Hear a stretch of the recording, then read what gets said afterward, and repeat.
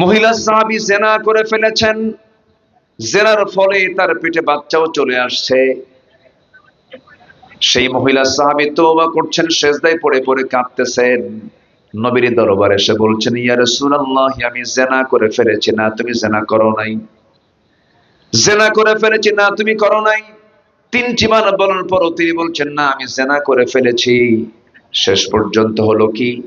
রাসূল বলছেন, জিনা তো করেছো, তার ফলে সন্তান পেটে আসছে নাকি? হ্যাঁ, সন্তান পেটে চলে আসছে। তাই যদি হয়ে থাকে, তোমার উপর আইন কার্যকর করা যাবে না। যাও, সন্তান ডেলিভারি হওয়ার পরে আসো। হুজুর, বাঁচবো তার গ্যারান্টি কি? রাসূল বলছেন, আমি তোমার জন্য দোয়া করছি, যাও। মহিলা চলে গেল। সন্তান ডেলিভারি হওয়া পর্যন্ত সেজদায় পড়ে পড়ে চোখের পানি ফেলে ফেলে কাঁদেন, তওবা করেন। সন্তান ডেলিভারি হওয়ার 2 দিন 3 দিন 4 দিন পরে নয়, মাত্র একটা দিন পর নবীর কাছে এসে দ্বিতীয়বারের মতো বলছে, হুজুর, সন্তান ডেলিভারি হয়ে গেছে, আপনি আমার উপর আইন কার্যকর করেন। কার ভয়ে? আসতে বলবেন না, কার ভয়ে? আসামি ধরাও লাগে না, আসামিকে জেলখানাও দেওয়া লাগে না, আসামি নিজেই হাজির হয় বিচারকের সামনে বিচারের জন্য, একমাত্র কার ভয়ে? আমার বন্ধুগণ, আমার নবীজি বলছেন, সন্তান তো ডেলিভারি হয়েছে, সন্তানটা জীবিত না মৃত? হুজুর, সন্তান তো জীবিত। হাউলাইনি কামিলাইন, 2টা বছর দুধ তোমাকে খাওয়াতেই হবে, তার হক তোমার স্তনে আছে, যাও দুধ পান করাও। হুজুর, বাঁচবো কেমনে? তার গ্যারান্টি কি? রাসূল বলছেন, দোয়া করি তোমার জন্য।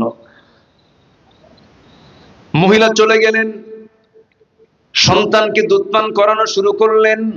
6 মাসের মাথায় সন্তানকে টোটালি দুধ অফ করে দিয়া অন্য খাবারের প্র্যাকটিস গড়ে তুলে ধীরে ধীরে সন্তানকে টোটালি দুধ বন্ধ করে ষষ্ঠ মাসের মাথায় ওই সন্তানকে কোলের মধ্যে করে নিয়ে তৃতীয়বারের মতো এসে বলছি, ইয়া রাসূলুল্লাহি, এই যে সন্তান।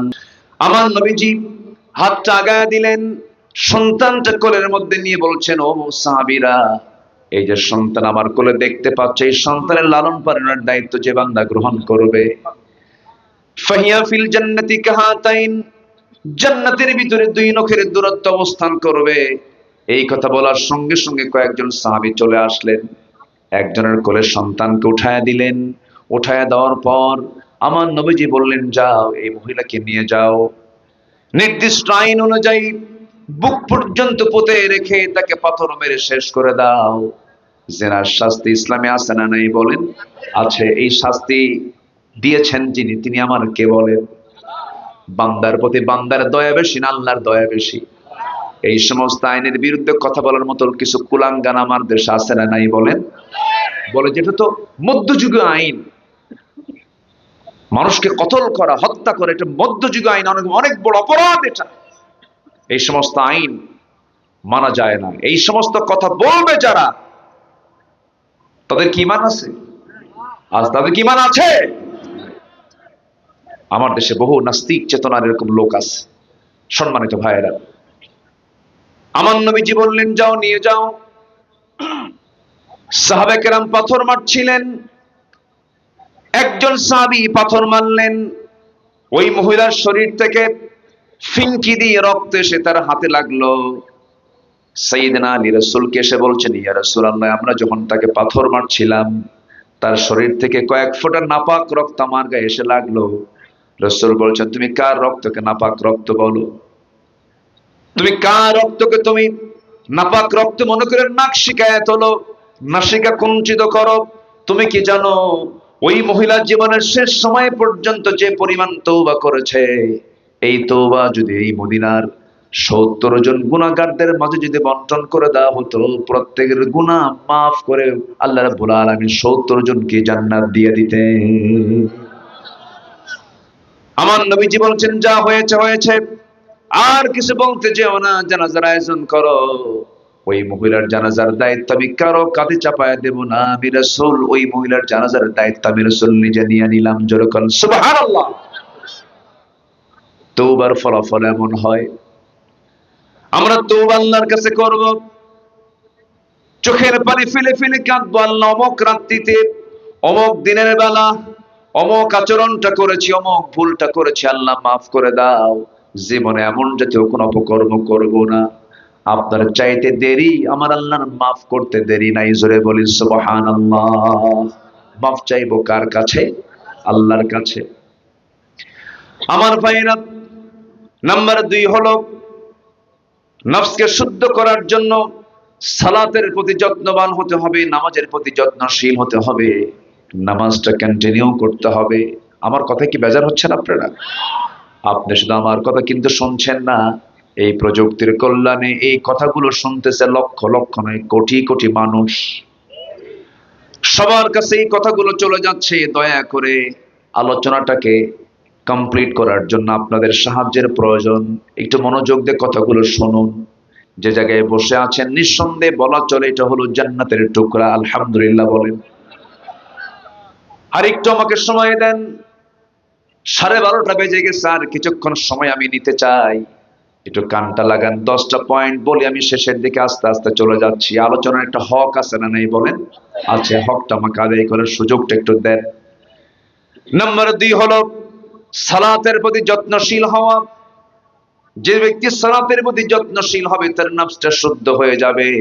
দেখবেন মুসল্লি 2 প্রকার মসজিদে থাকে। কিছু মুসল্লি আছে সবার আগে যায় সবার পরে আসে, আবার কিছু মুসল্লি সবার পরে যায় সবার আগে আসে। এরকম মুসল্লি আছে না নাই? সবচাইতে ধৈর্যহীন মুসল্লি কোনটা? সবার আগে যে সেটা নাকি? সবার পরে যায় সবার আগে আসে, সে হলো ধৈর্যহীন মুসল্লি। নামাজ যদি একটু লম্বা হয়, নামাজ শেষে হুজুরকে বলে, হুজুর সূরা কি আর বড় পান নাই খুঁজা? ধমক মারে। রুকু লম্বা হলে পরে বিরক্ত হয়ে যায়। দিনের কাজে মজলিসে মাহফিলে বসলে গায়ে চুলকানি শুরু হয়ে যায়, ছটফট করে কেমনে তাড়াতাড়ি তাড়াহুড়ো করে বের হয়ে যাব। এগুলো হচ্ছে তার নফসের সমস্যা। সালাতের প্রতি যত্নবান হতে হবে। আমি তো মনে করি ইমাম নামাজ যত লম্বা করবে, যে প্রকৃত নামাজে সে তার মনের তৃপ্তি আরো বেশি পেতে থাকবে। যেরকম সুবহানাল্লাহ। 2019 সাল, করোনার একটু আগ দিয়ে, কোভিড-19 একটু আগ দিয়ে আমি হজে গিয়েছিলাম আমার আব্বা আম্মাকে সাথে নিয়ে। হজের সফরে যাওয়ার পরে কোন এক ফজরে মসজিদে নববীতে মদিনায় নামাজের জন্য গেলাম। ফজর নামাজ পড়তে গিয়েছি। একজন বৃদ্ধ ইমাম, মেবি আব্দুর রহমান হুজাইফা হবে, 90 বছরের মতো বয়স। নামাজে দাঁড়ালাম। ফজর নামাজ শুরু হলো। ফজর নামাজ মাত্র 2 রাকাত নামাজ। সেই দিন ফজর নামাজ 2 রাকাত শেষ করতে সময় লেগেছিল প্রায় 39 মিনিট। 39 মিনিট ধরে 2 রাকাত ফরজ নামাজ আদায় করলেন ফজরের।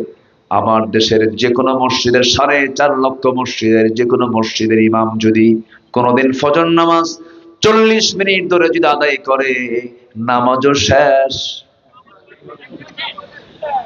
বলেন,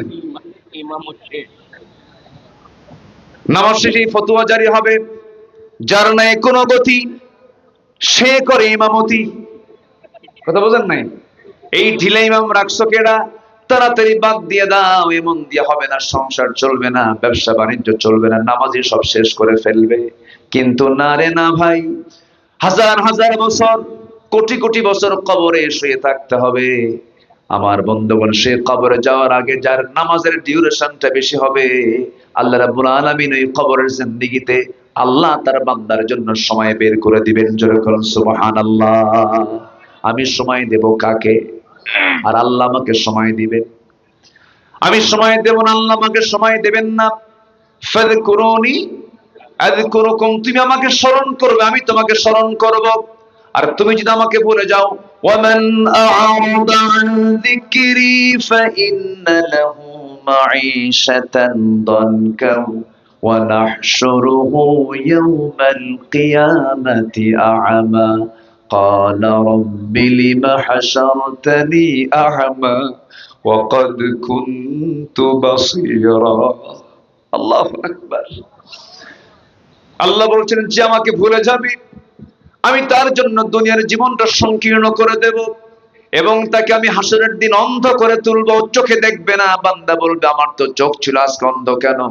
আল্লাহ বলবেন, আমি তোকে চোখ দিয়েছিলাম, আজকে তোকে অন্ধ করে তুলেছে, কারণ হলো দুনিয়ার জিন্দেগিতে তুই আমাকে ভুলে গিয়েছিলি। ও কাযালিকাল ইয়াওমা তুনসা, এই জন্য আজকে তোকে আমি ভুলে গেলাম। আল্লাহর কসম করে বলি, এই কোরআনের আলহামদু থেকে মিনাল জিন্নাতি ওয়ান নাস পর্যন্ত যত আয়াত আমি পড়েছি, যতগুলো গবেষণা করেছি ভাঙ্গা চোরা, একটা আয়াত আমাকে সবচাইতে বেশি ভয়ের মধ্যে ফেলে দেয়, সেটা হলো কাযালিকাল ইয়াউমা তুনসা। আল্লাহ বলেন, তুই আমাকে ভুলে গেছিস, আজকে হাসরের দিন আমি তোরে ভুলে গেলাম। আল্লাহ যদি ভুলে যান, বাঁচার উপায় আছে ভাই? বলেন, উপায় আছে? আমরা আল্লাহকে কখনো ভুলবো না। সব ভুলে যাব, কিন্তু কাকে ভোলা যাবে না? আল্লাহকে ভোলা যাবে না। নামাজের ব্যাপারে যত্নশীল হতে হবে। যে নামাজে মজা পায় সে ঈমানের মজা পাবে। যে নামাজের মজা পাবে সে আল্লাহর মহব্বত তার মধ্যে জাগ্রত হয়ে যাবে। এই জন্য সবচেয়ে গুরুত্বপূর্ণ নামাজ হলো ফজরের নামাজ। আর শয়তান সবচেয়ে বেশি বাধাগ্রস্ত করে কোন নামাজে? বলেন, ফজর নামাজে। আমার দেশে সবচেয়ে কম মুসল্লি কোন নামাজে? বলেন, ফজর নামাজে। অথচ মানুষ বাড়িতে বেশি সময় কিন্তু ফজরের সময় থাকে। ফজরের ঠিক আগ মুহূর্ত,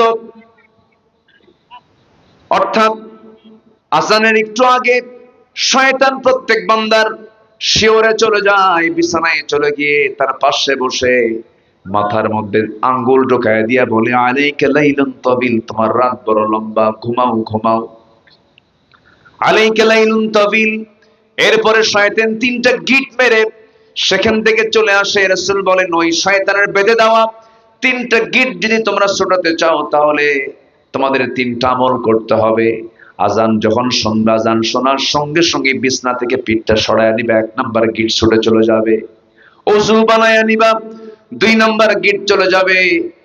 এরপরে নামাজের নিয়তে মসজিদের দিকে রওনা দিবা, নামাজ শুরু করবে, নামাজটা শেষ হয়ে যাবে, 3 নাম্বার গিটটাও শয়তানের চলে যাবে। 24 ঘন্টা শয়তান তোমার কাছে আসার সাহস পাবে না। জোরে করুন সুবহানাল্লাহ। দিন শুরু হবে কি দিয়া? বলেন, কোন নামাজ দিয়ে? বলেন আরো জোরে। দিন শুরু হবে কোন নামাজ দিয়া? ফজর নামাজ দিয়া। যে বান্দা সূর্যের আগে উঠবে না, সূর্য ওঠার আগে যে বান্দা উঠবে না, যে বান্দা পাখি জাগার আগে জাগবে না, সে মানুষই না। সে মানুষই না। আছেন আমার দেশে, কি বলেন তো, পাখি জাগে আগে না মানুষ জাগে আগে? পাখি আগে জাগে। সূর্য আগে উঠে পড়ে, মানুষ ওঠে না। ঘুম পাড়তে পারতে মোটামুটি মাত্র 11টা বাজে। এরকম আছে না নাই? এই স্টাইল কার স্টাইল জানেন? সারা রাত জেগে থাকে, আর দিনের বেলা বসে বসে ঘুম পাড়ে। একটা প্রাণী আছে, আরেকটা প্রাণী আছে, বলেন। সারা রাত জেগে জেগে থাকে আর সারা দিন ঘুম পাড়ে। কে? কুত্তা। আছে না? এরকম আছে না? ওর কিন্তু দিনে ঘুমায় না, দিনে ঘুমায়, রাতে কি জেগে থাকে। এটা এই জন্য হারাম। হারাম হওয়ার এটা একটা কারণ। আপনি হালাল প্রাণীর দিকে যান, ছাগলটার দিকে তাকান, ও রাত করবেই না, সন্ধ্যা হওয়া মাত্রই ঘরে চলে যায়। সকালবেলা ঘুম থেকে ওঠে, মোরগ একদম ফজরের সময় ডাক দেওয়া শুরু করে, কুকুরু কু, আল্লাহু আল্লাহু, সুবহানাল্লাহ বলবেন না? ডাকে। সব হালাল প্রাণী তারা আগেই, সূর্য ওঠার আগেই তারা জেগে যায়। কার জিকির করার জন্য? শুধুমাত্র কে জাগে না? শুধুমাত্র কে জাগে না? মানুষ জাগে না। আজান হয়ে যায়, মসজিদে সুন্দর টাইলস করা মসজিদ, এসি লাগানো মসজিদ, বিশাল বড় গম্বুজ, আজান সব কানে কানে ঢুকে যাচ্ছে। আসসালাতু খায়রুম মিনান নাওম। কোন মুসল্লি নাই। ফজরের সময় মোট মুসল্লি 5 জন। ওই 5 জনের ভিতরে 2 জন হলো ইমাম আর মুয়াজ্জিন। থাকলো কয়জন? বলেন, 3 জন। এই 3 জন হলো ওই গ্রামের সবচাইতে 3 বুড়া মানুষ। 80 বছর পার হয়ে গেছে।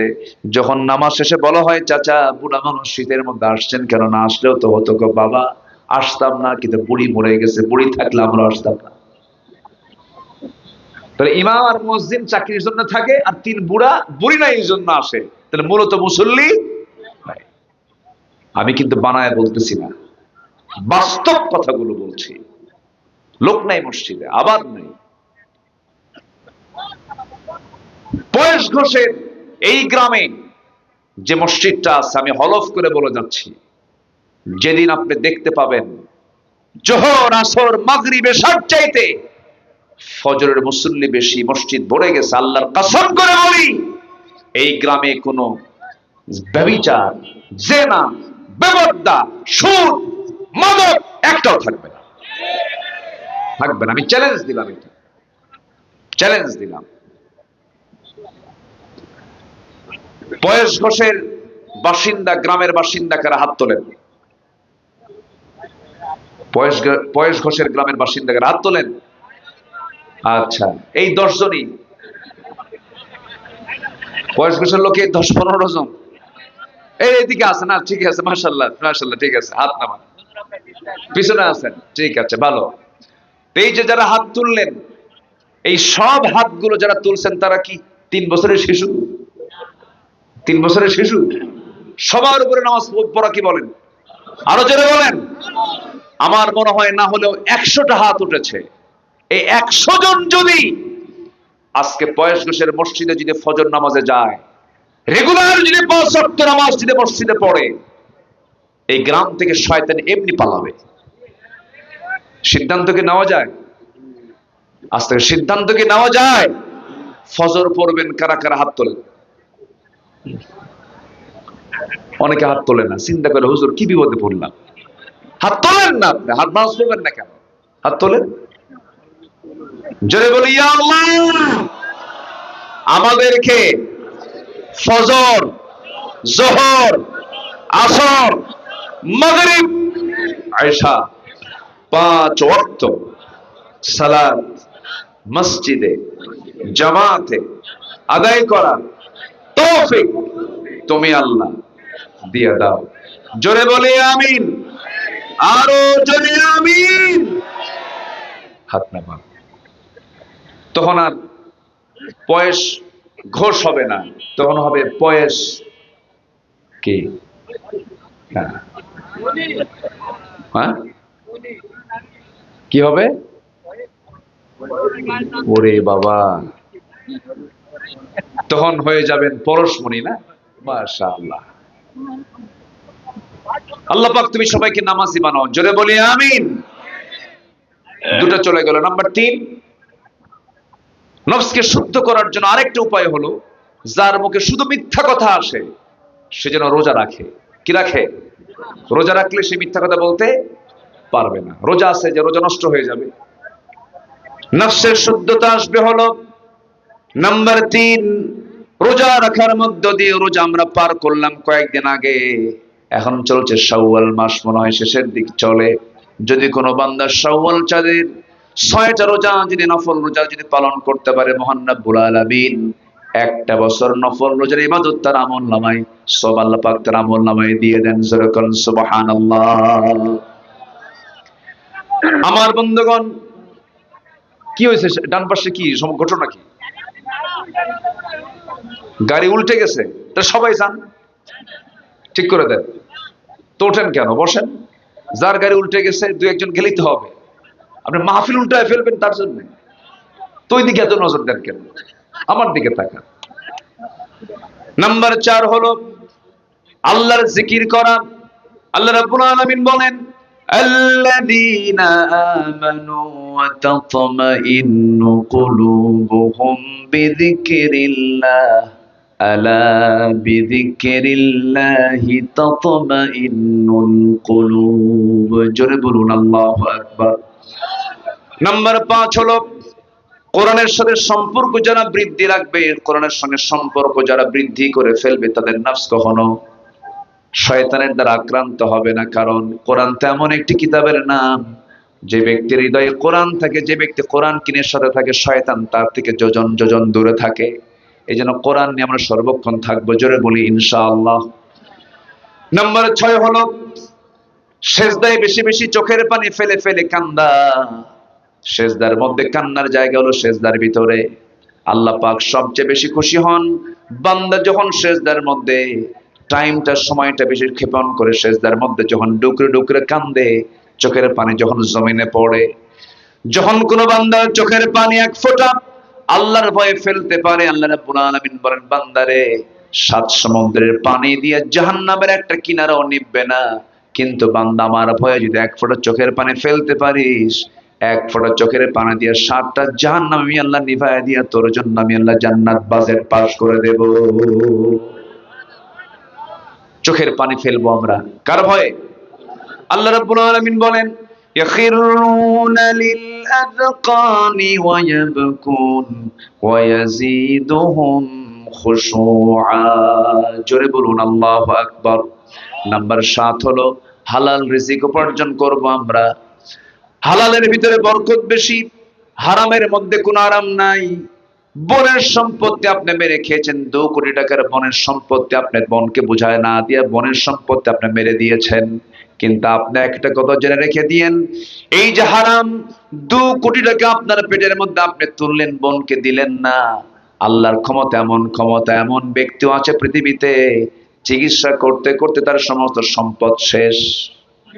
আছে না নাই?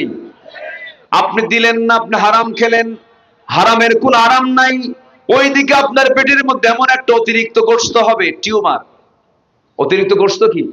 এমন একটা টিউমার হবে, বনের সম্পত্তি মেরে খেয়েছেন 2 কোটি, আর সামান্য টিউমারের দাম হলো 5 কোটি। আরো কয় কোটি বেশি বলেন? ওই 2 কোটি না দেওয়ার কারণে আরো 3 কোটি টাকা সব শেষ, আমও শেষ, কি কি কি সালাও শেষ।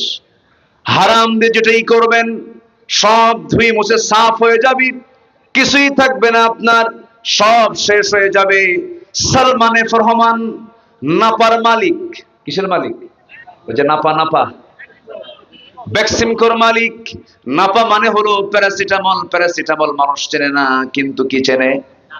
নাপা চেনে। এত বড় ব্র্যান্ড একটা কোম্পানি, হাজার হাজার কোটি টাকার মালিক হওয়ার পরেও শীত হয়ে পড়ে আছে কোথায়? কোথায়? পালাতে চাইছিল, দাড়ি কাটছে।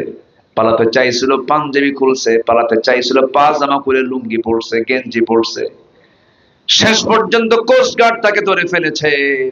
আইন মন্ত্রীকে বলে, আইন মন্ত্রী আপনাকে চিনছে স্যার, চলেন থানায় চলেন। আমি তো একা আসি না, আমার সঙ্গে আরেকজন আসছে। কে? কই যে তাকায় দেখো, কি সেনা তো যায় না, কোটাই দরবেশ দেখ। আমার বন্ধুগণ, সব টাকা বিফল, হারাম, কোন আরাম নাই, সম্মান থাকবে না, ইজ্জত থাকবে না, সব শেষ হয়ে যাবে। এই জন্য আমরা, আল্লাহ পাক বলছেন হালাল রিজিক তুমি উপার্জন করো, আমি আল্লাহ তাআলা হালাল রিজিকের জন্য তোমাকে জান্নাত আমি তোমাকে দান করব। নাম্বার 8 হলো মিথ্যাচার, গীবত বর্জন করতে হবে। মিথ্যাচার করা যাবে না, গীবত করা যাবে না। মিথ্যা বলার দিক থেকে আমার দেশের জনগণ বেশি মিথ্যা কথা বলে না নেতারা বেশি মিথ্যা কথা বলে? বলেন বলেন বলেন। নির্বাচনের আগে বলল আপনারা এই জায়গায় দিবেন, পরে কয় মানি না। আছে কিনা? আছে কিনা? আছে কিনা? এই যে প্রতারণা, এই যে মিথ্যাচারিতা, বললাম একটা করলাম আরেকটা, এটার নাম রাজনীতি না, এটার নাম হলো নোংরামি।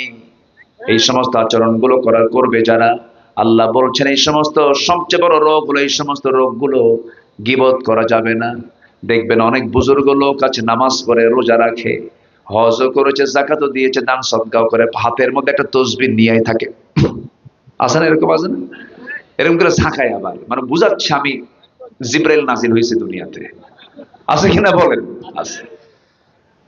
কিন্তু এত বড় বুজুর্গ হওয়ার পরেও দেখবেন চার দোকানে বসবে, বসার পরে ঘন্টার পরে ঘন্টা নিজের দোষ না খুঁজে বের করে বলবে, তুমি কি জানো অমুকের বাড়ির একটা মেয়ে আছে, অমুকের সাথে বের হয়ে গেছে, ওর ওকাম কুকাম করে বেড়ায়, এই সমস্ত কাজগুলো করে বেড়ায়, এই সমস্ত কথাগুলো হোটেলের মধ্যে বসে বসে গল্প করছে।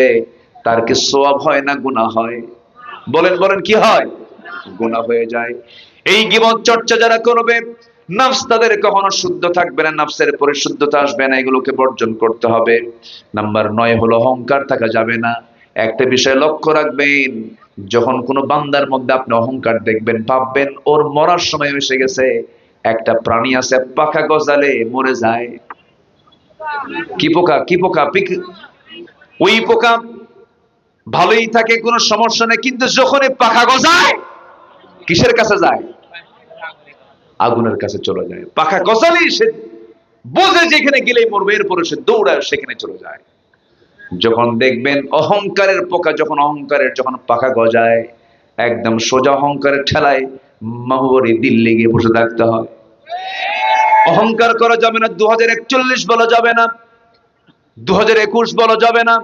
এই প্রাউড গুলো করবেন যারা, অবশ্যই তারা ধ্বংসের একদম শেষ স্তরে পৌঁছে যাবেন। আত্মগরিমা করা যাবে না, আমি করছি, আমার বাপ করছে, আমার স্বামী করছে, আমার ভাই করছে, কেউ করে নাই।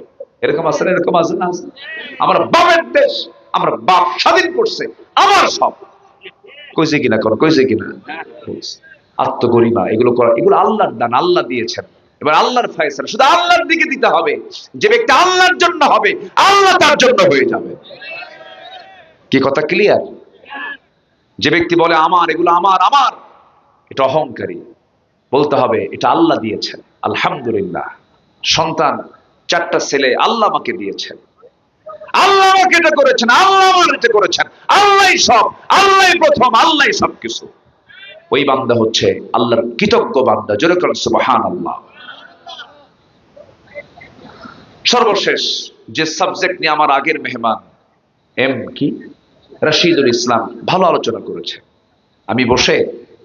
আমি যখন এসে বসি, হাজির হই, তখন উনি আলোচনায় উঠেন।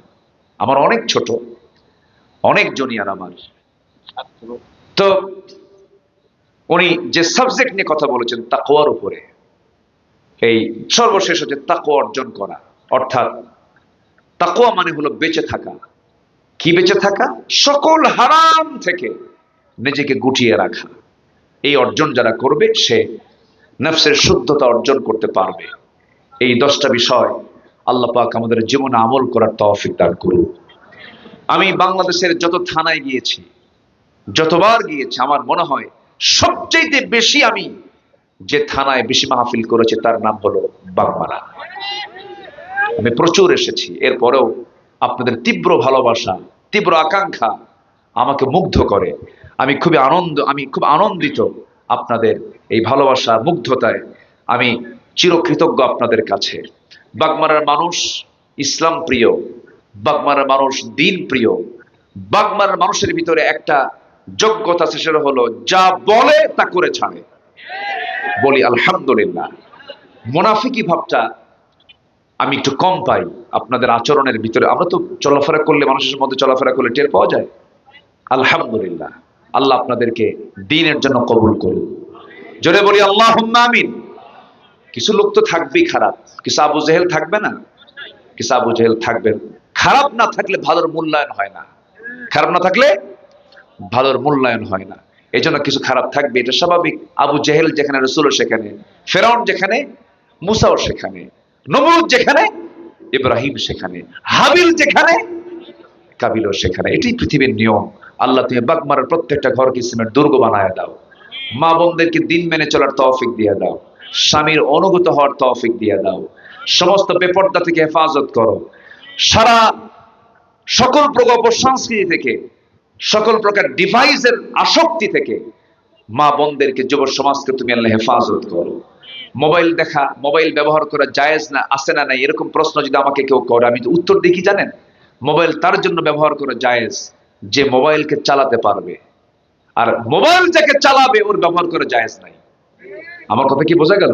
উল্টো যদি আপনাকে মোবাইল ব্যবহার করে, আপনাকে চালায়, তখন আপনার মোবাইল ব্যবহার করা জায়েজ নাই। আপনার নিয়ন্ত্রণে যদি আপনি রাখতে পারেন, তাহলে আপনি মোবাইল ইউজ করতে পারবেন। নচেত এটা ঈমান বিধ্বংসী একটা কামান বলা যায়। এটা মারাত্মক ভয়ঙ্কর জিনিস। কার বউ কি নিয়ে চলে যায় এই মোবাইল দিয়ে, জানেন? কোন হিসাব থাকে না। আমি কি ভুল বলতেছি বলেন তো? ইনবক্সে ঢুকে যায়, মেসেঞ্জার, ইমো, লাইন, ভাইবার, কত লাইন দেখছেন। ইমো, মেসেঞ্জার, কি হোয়াটসঅ্যাপ। টাকার প্রতি আকর্ষণ কার নাই? সম্পদের প্রতি আকর্ষণ কার নাই? ফেরেশতার নাই। কার নাই? যৌবনই নেই। সংসার হবে কেমনে? খাওয়া দাওয়া কিচ্ছু নাই। মানুষের আছে বলেই তো এগুলোর প্রতি আকর্ষণ আছে।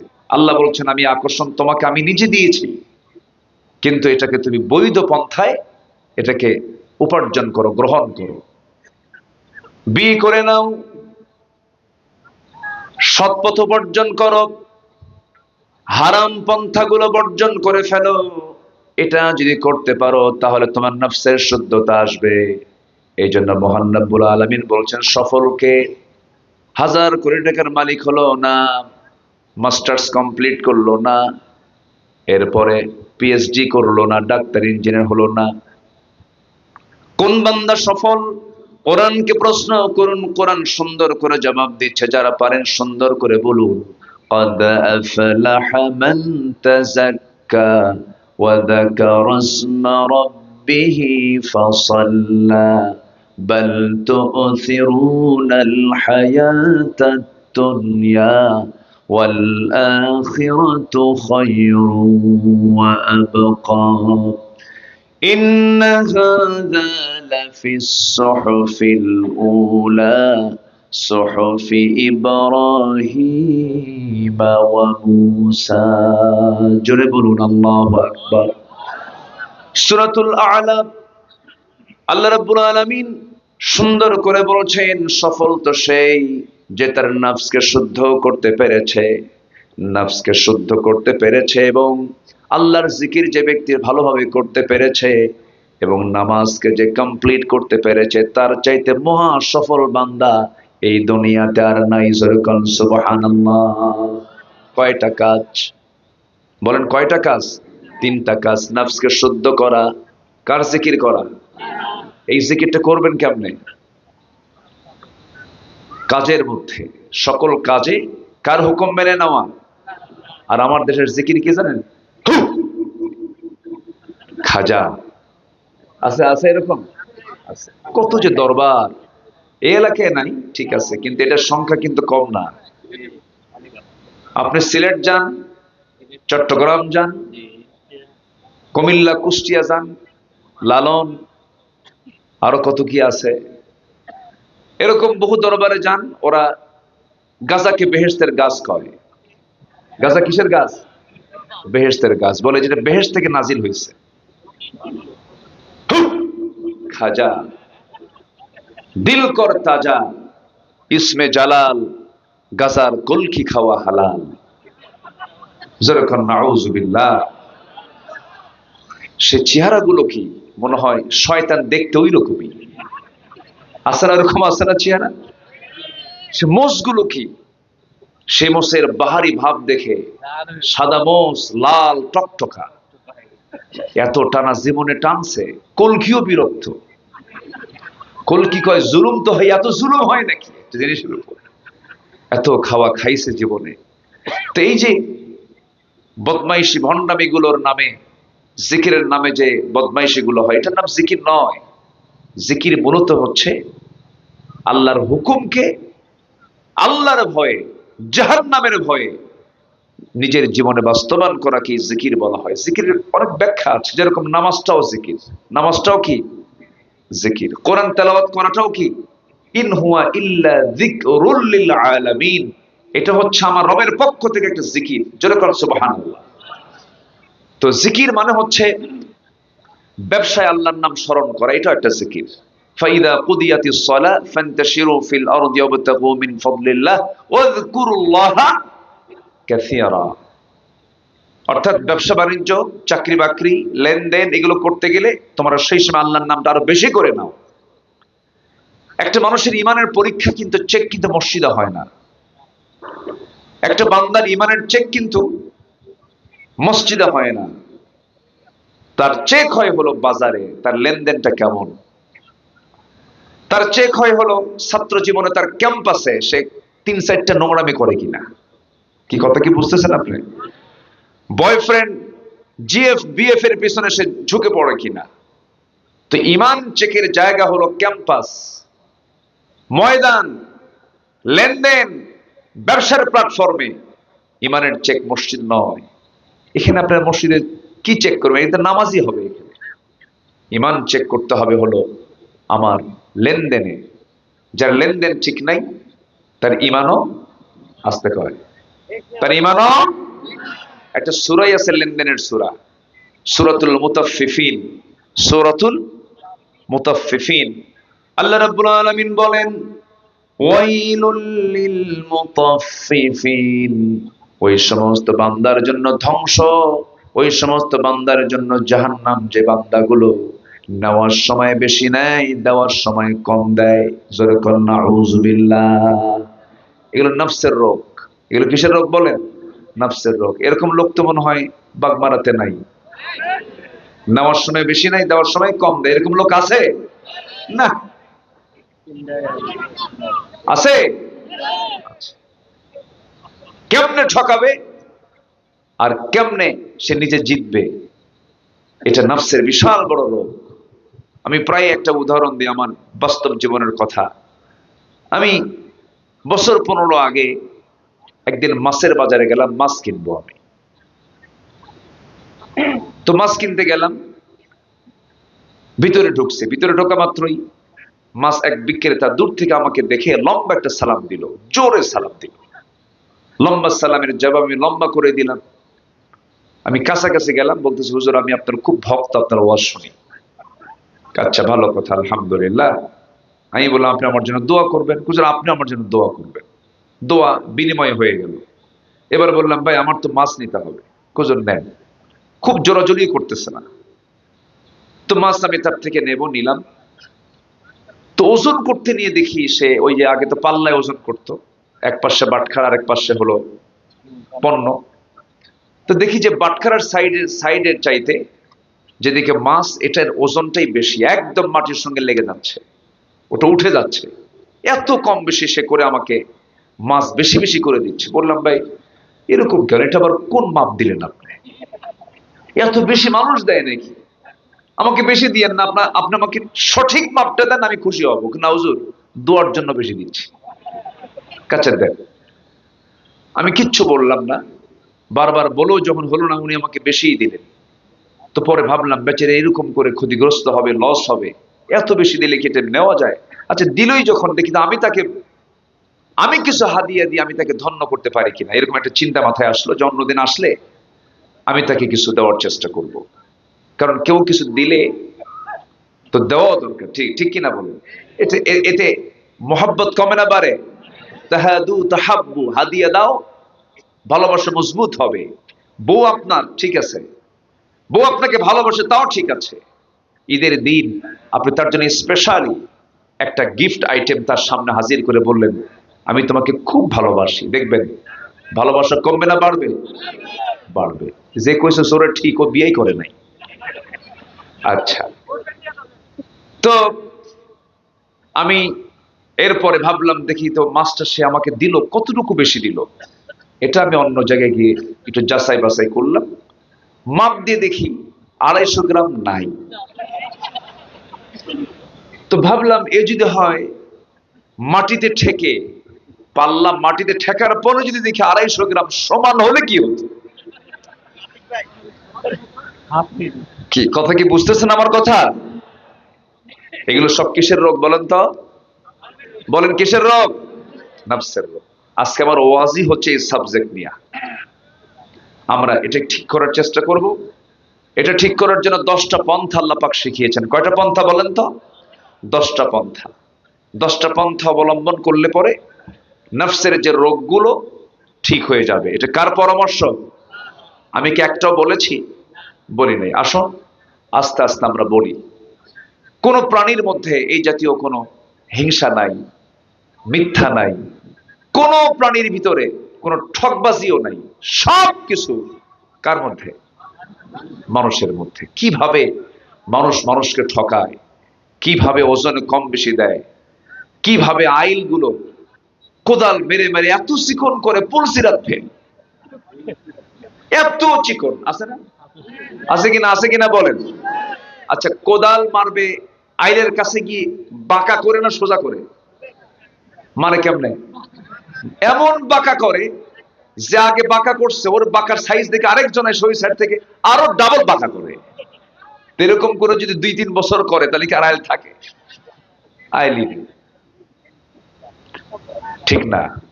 এগুলো নফসের রোগ। এগুলো তুই মারলি বাঁকা করে, আমি আর ডাবল বাঁকা করলাম, না, উচিত না। আমার বন্ধুগণ, নফসকে ঠিক করতে হবে।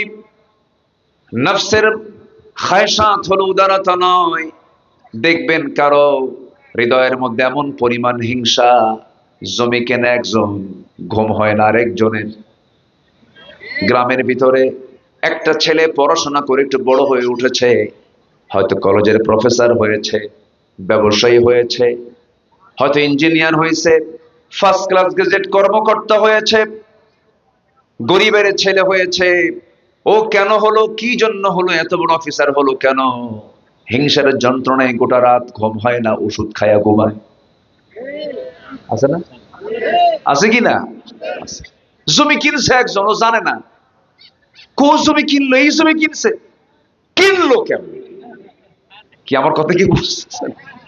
এগুলো সব হলো নফসের রোগ, সব নফসের প্রবলেম।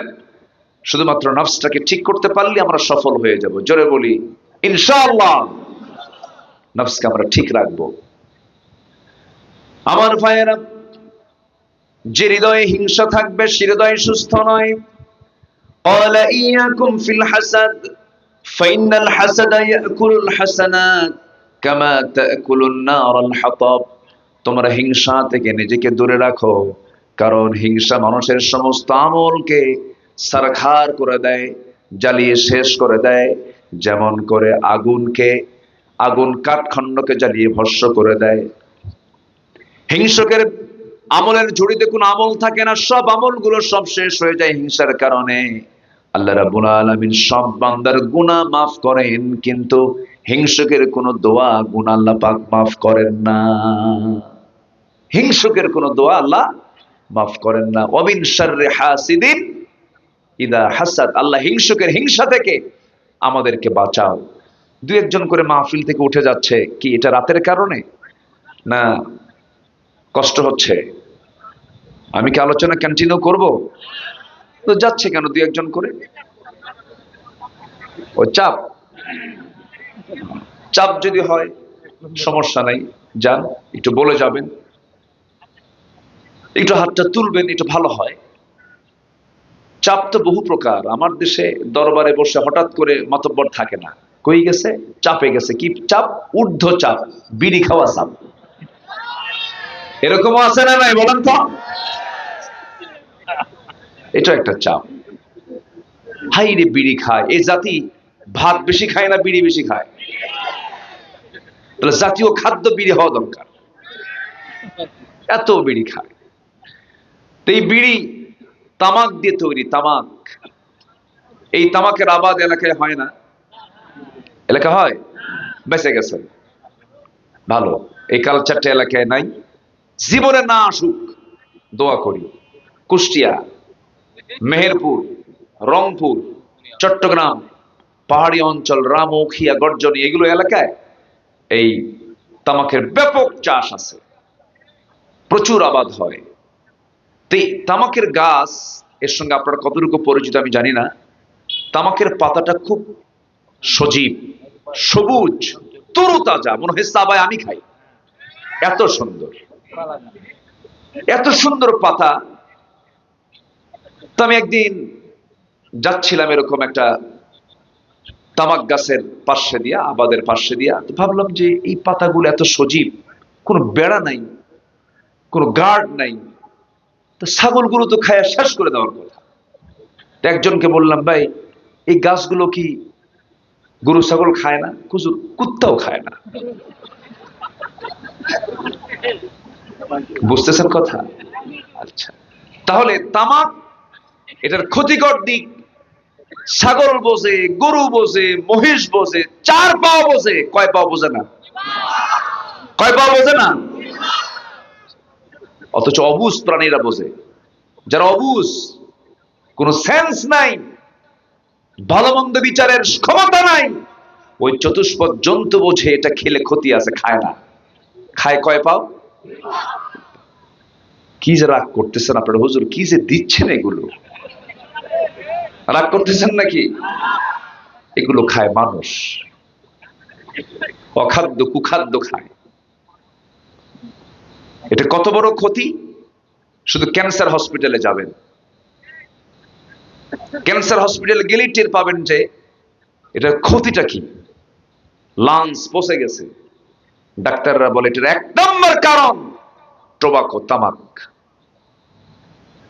পান খান আপনি, পান খেতে সমস্যা নাই, পানের রস ভালো, কিন্তু পানের সাথে আবার হাকিমপুরের রহমতুল্লাহ আলাইহি কেন ওখানে তামাক ঢুকায়, কাঁচা তামাক ঢুকায়। কাঁচা মানে মানে ওটা ডাইরেক্ট, আর এটা পুড়ে পুড়ে খায়।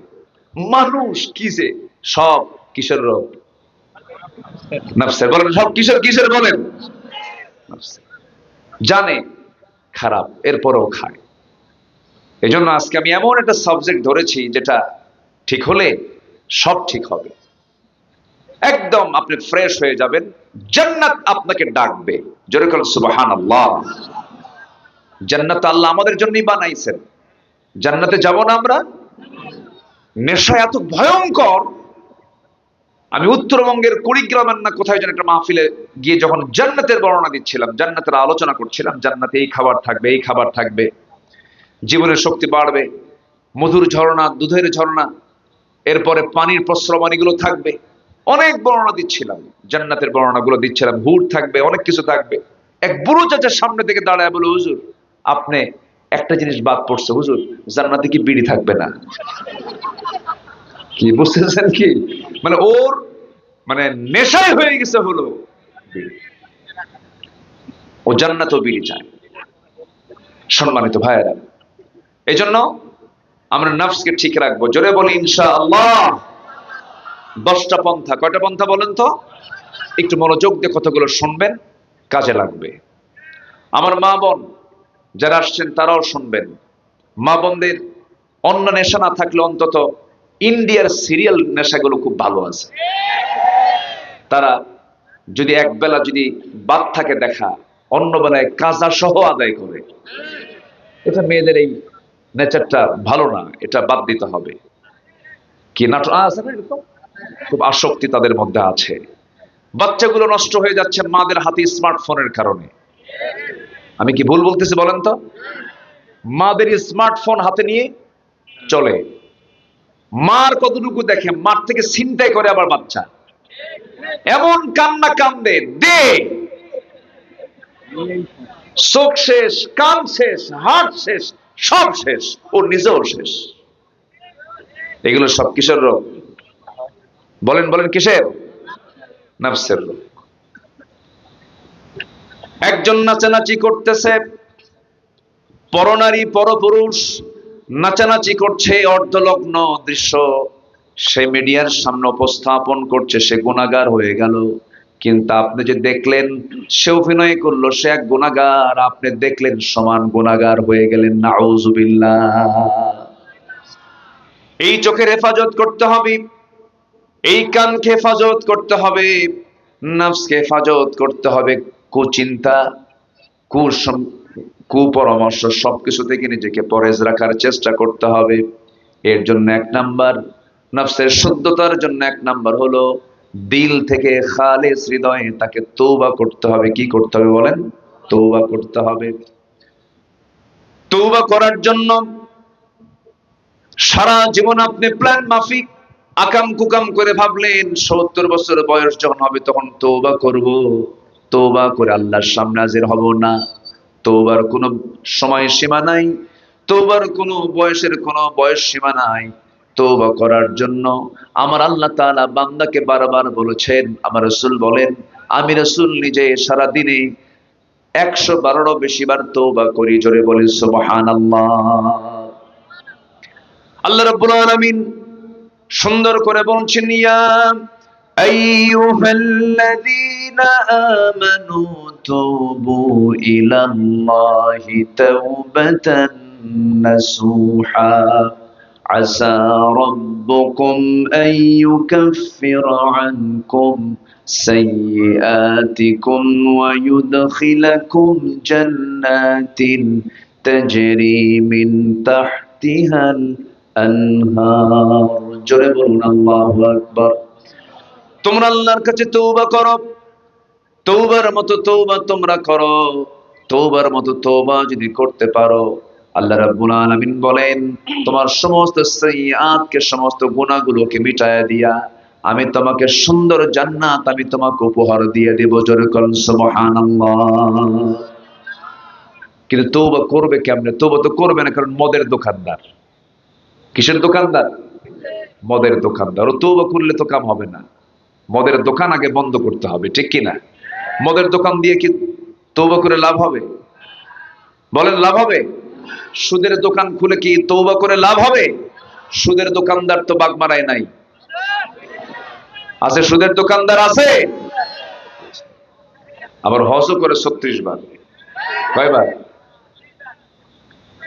36 বার। 36 বার হজ করে, দেশে ফিরেই বারবার শুধু বলে, জানো আমার এই হাত 36 বার আল্লাহর কাবার দরজা ধরেছে। সাবধানে কথা বল, আমি কিন্তু জান্নাতের ডিলার।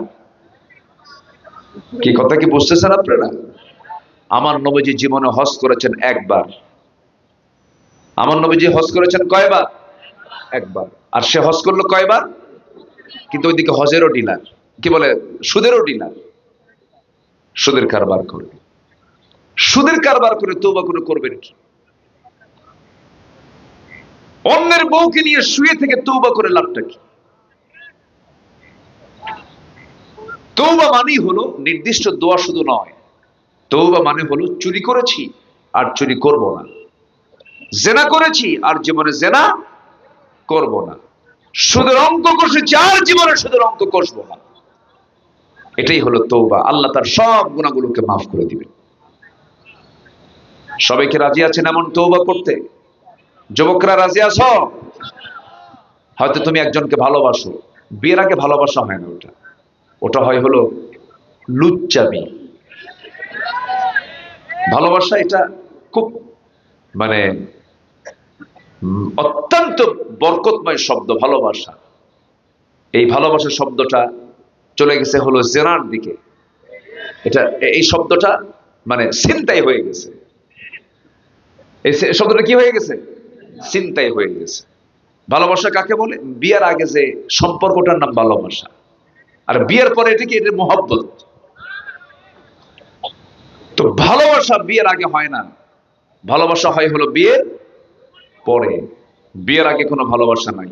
অনেকে আবার প্রাউড করে বলে, হুজুর আমাকে একদিন বলতেছে, হুজুর আমি খুব ভাগ্যবান, আমি বিয়ে করেছি হুজুর, আমার যে বউটা এটা আমার লাভ ম্যারেজ।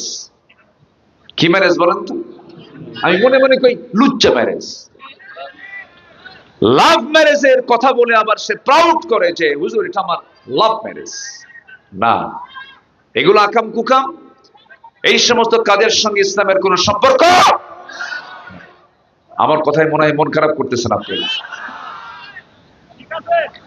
আমার বন্ধুগণ, তওবার মতো তওবা করতে হবে। এই জন্য সুদের দোকান দেওয়া যাবে না, মদের দোকানের লাইসেন্সধারী হওয়া যাবে না। আমার দেশে বহু হাজী সাহেব আছে যে হোটেল খুলে ফেলে, আবাসিক হোটেল, সেখানে নারী সাপ্লাই দেয়, আছে কিনা? ওইদিকে হজ করছে 36 বার, এদিকে নারী সাপ্লায়ার। আমার বন্ধুগণ, এগুলো আগে বাদ দিতে হবে। আল্লাহর কাছে তওবা করার মাধ্যম হলো সমস্ত হারামকে বর্জন করতে হবে। একটু কান লাগান। গোটা পৃথিবীতে যত বিজনেস আছে এর মধ্যে ইসলাম, এই পৃথিবীতে কেন মানুষ চায় না একটা মহল, কেন ইসলামের বিরুদ্ধে তাদের যুদ্ধ ঘোষণা? এর কারণ আছে। গোটা পৃথিবীতে যে মাদক ব্যবসা আছে, এই ব্যবসার পরিমাণ বছর হলো $321 বিলিয়ন, অস্ত্র ব্যবসা $100 বিলিয়ন, পতিতা ব্যবসা $110 বিলিয়ন, অবৈধ সোনা কারবারি $100 billion, computer games, casino, free fire, PUBG. দেখেন যুবকরা, দেখছেন কিভাবে হাসে, সব সব বোঝে তো। এগুলোর পিছনে ব্যবসা হয় হলো $54 বিলিয়ন। এই মাদক, মদ, অস্ত্র, পতিতা, অবৈধ বাণিজ্যের বার্ষিক বাজার মূল্য প্রায় $2685 বিলিয়ন। তো এই ব্যবসার সঙ্গে যারা জড়িত তারা কি কখনো আল্লাহর জমিনের দিন কায়েম হোক, ইসলাম কায়েম করা চায়? আমরা কি চাই? আজ থেকে আমরা কি চাই? আমরা কি চাই? আমরা যারা চাই, যারা মদের দোকান দিয়ে বসে আছে, ওরা কি আপনাকে ভালোবাসবে? ওরা আপনাকে প্রতিহত করার জন্য লাঠি নিয়ে দাঁড়া যাবে। আমরা কি চুপ মেরে থাকবো? লাঠি হাতে নেওয়াও ফরজ। আসতে কোন কেন? মুসার হাতে কি ছিল?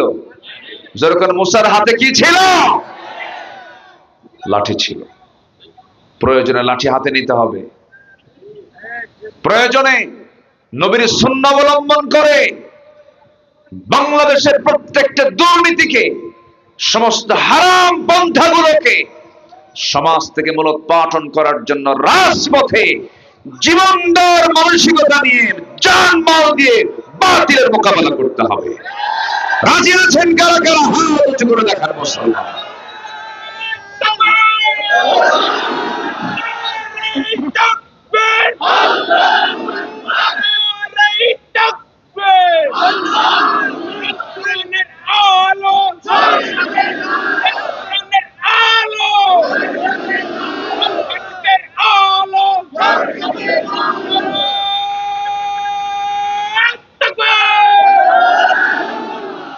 আল্লাহ কবুল করুন, জোরে বলি আমিন। সম্মানিত ভাইয়েরা, সম্মানিত বন্ধুগণ, তাহলে এক নম্বর কাজ হলো আমরা তওবা করব। কার কাছে? আল্লাহর কাছে। আল্লাহ রাব্বুল আলামিন বলেন, বান্দা তুমি যদি তওবা করতে পারো, ইউবাদদিলুল্লাহু সাইয়্যাতিহিম হাসানাত, তোমার জীবনে তুমি যত গুনাহগুলো করেছো সমস্ত গুনাহগুলোকে আমি আল্লাহ সওয়াব দিয়ে মিটাইয়া দেব। এবং আল্লাহ রাব্বুল আলামিনের প্রিয় হাবিব আমার রাসূল বলেছেন, আত-তাইবু মিনাজ যামবি কামান লা যামবা লাহ, কোন তওবাকারীর তওবা যদি কবুল হয়ে যায় তার আগের জীবনে একটা গুনাহও থাকে না। জোরে কোন সুবহানাল্লাহ। নিজের জীবন থেকে গুনাহ মুক্ত করার জন্য একটা বেস্ট আমল হলো তওবা করা। এবং তওবার গুরুত্ব এত বেশি, তওবা নামে আল্লাহ পাক একটা সূরা নাযিল করেছেন, সূরা তাওবা। তওবা করব আমরা আল্লাহর কাছে। এক সাহাবীর কথা মনে হয়ে গেল,